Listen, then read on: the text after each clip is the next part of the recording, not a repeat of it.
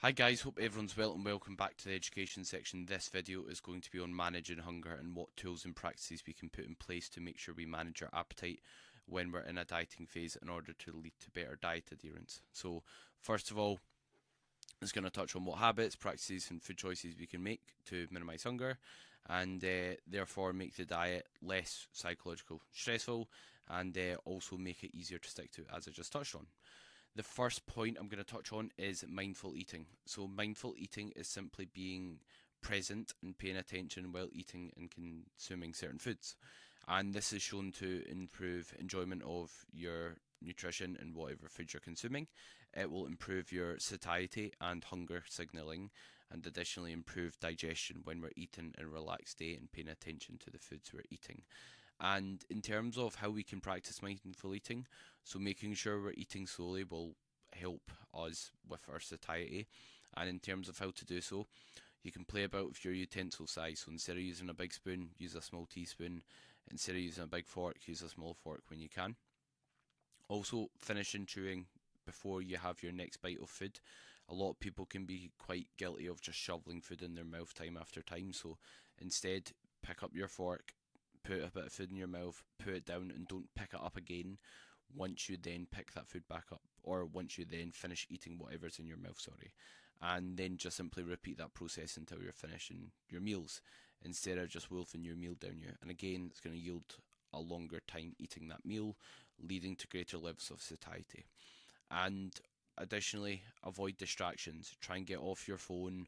Don't be multitasking. Don't be eating on the go. Make sure you're sitting in a relaxed state and being present when you're eating when possible. And again, that's going to lead to not only better enjoyment for your diet, better fullness and appetite management, but also better digestion.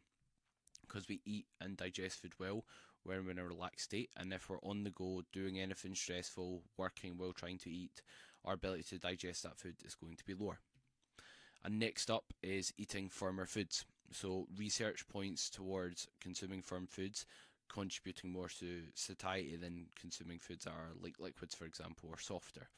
And this is something that's very valuable to know because it means we can opt for foods that are firmer when we are cooking certain foods. So when we're cooking something like oats, for example, trying to cook them a bit longer so they're less watery and runny, which will lead to better satiety. And opting for consuming foods in a solid form when we can do so, which means having potato instead of mashed potato, having steak instead of mince, having solid fruits instead of smoothies. This will give us more work for our mouth to do and stomach to do in terms of digestion. If you think about it, what's going to digest slower? Having an orange or having orange juice. The orange juice is basically partly digested down already, which means it's going to pass through our digestive tract in a faster rate, which will mean less hunger and satiety from that meal, or from that drink in this case. So making sure we're trying to eat hard foods, which we can manipulate through our cooking methods and also through the foods we are picking in our diet. So maybe avoiding foods that aren't that firm and aren't that kind of filling could be a good idea for that reason.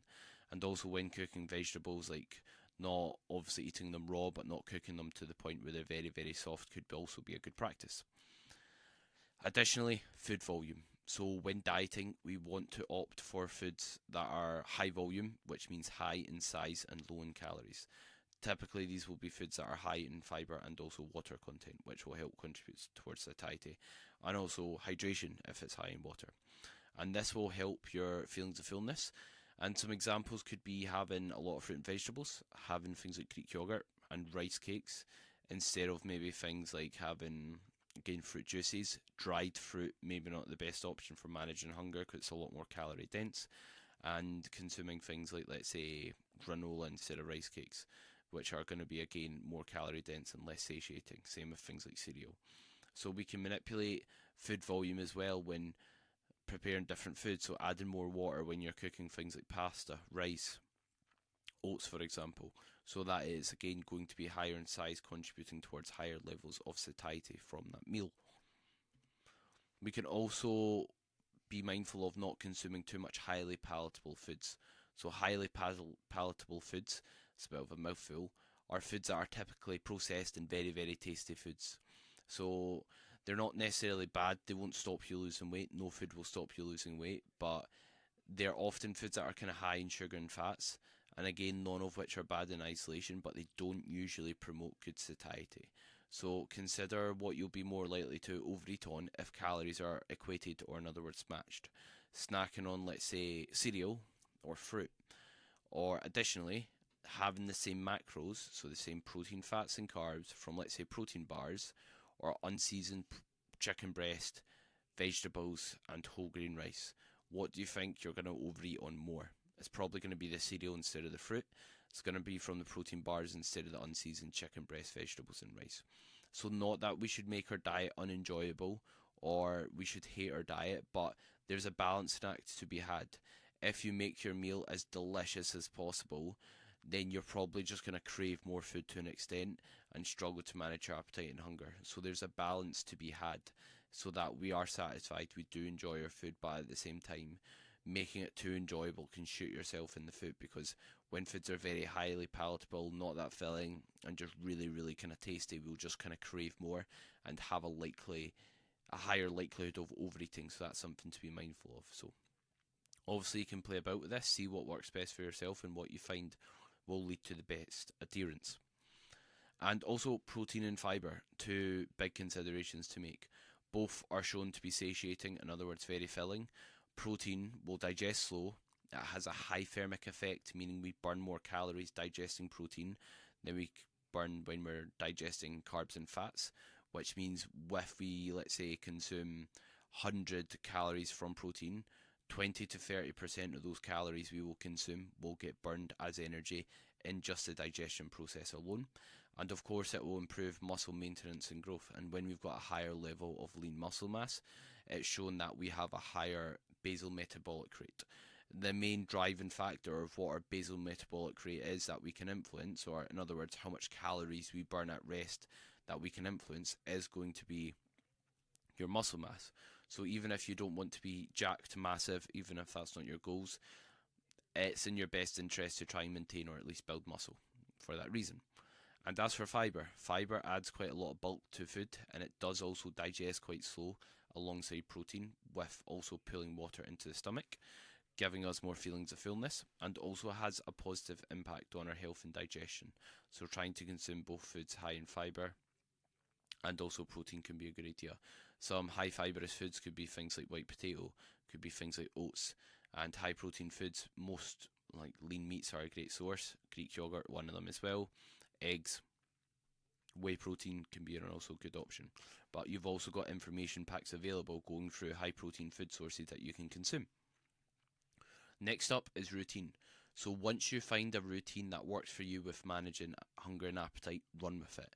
If you have a completely different diet, completely different meal times, completely different food choices on a daily basis, you're winging it.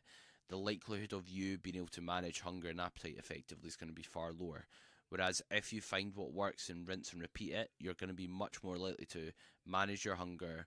You're going to be less likely to overeat and be left with, let's say, no calories left later in the day. It's going to free up brain power from or for other tasks and help in terms of stress management, because you know what you're going to eat, you know what times you're going to eat. It's going to lead to your fitness journey process being a lot less kind of time consuming, because you're automating it. It's become second nature, part of your routine, and that's something that I think helps me a ton. I don't even think when I eat. I don't even think what I eat. I don't even think when I'll train. I don't even think when I'll go to bed or wake up. I don't even think about how much water I drink, because it's the same every day. I just rinse and repeat what I know works. And then it just runs on autopilot. I progress on autopilot, and I always tick these boxes and set myself up for success and get all these little wins that accumulate on a daily basis without even thinking about it. It will also improve your diet sustainability. So, and lastly, if we've got effective routine in place, and the caveat there's effective, then it's going to improve training performance. If we're setting ourselves up with a good routine, with our water, with our training, with our meal timing, that we're eating around training, we know it's going to fuel us, then again, it's going to lead to better hunger management, but also training performance, leading to a better body composition, because we know our training performance matters. It's not just about getting in the gym, it's the quality of our work, not just ticking the boxes. Also, stay busy. The days where I'm typically the hungriest when I'm dieting are the days where I'm less busy. When do people typically overeat? people don't typically overeat at the end of the or at the start of the day when they're busy rushing about getting ready for work. They usually overeat at the end of the day when they aren't doing much, they're bored, they're sitting with like something on the TV, they're twiddling their thumbs. So staying busy, having hobbies and interests, having things you do and activities you plan in can help, and it keeps you distracted from food. Additionally, being active also is shown to have one, it will lead to a higher energy expenditure, but it's shown that people who are active or moderately active have lower appetite and better hunger regulation than people that are sedentary. So yeah, typically when people overeat, it's going to be in the evenings when things are quiet, when they're not up to much. So try and planning things in throughout the day, keeping yourself occupied, even if that's just with a movie or doing something with a significant other, playing a game, you know what I mean, just doing something that keeps you occupied can keep your mind away from food. And on the topic of routine, just to come back to that, is meal timing. So if you find you eat, let's say, 2 times, 3 times a day, you might be going a long stint of time without a meal, causing you to maybe pick bad food choices, overeat. So making sure you've got a meal set up in terms of a meal frequency and meal spacing that helps for yourself can be a good idea.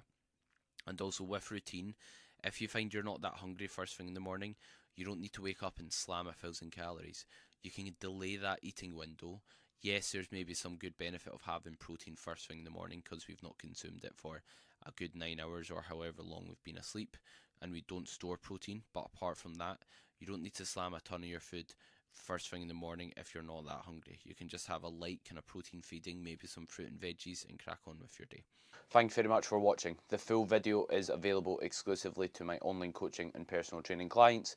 If you're interested in any of the two services, feel free to inquire via messaging me on any of my social media platforms or via the link in the description if applicable, depending on where you're watching this.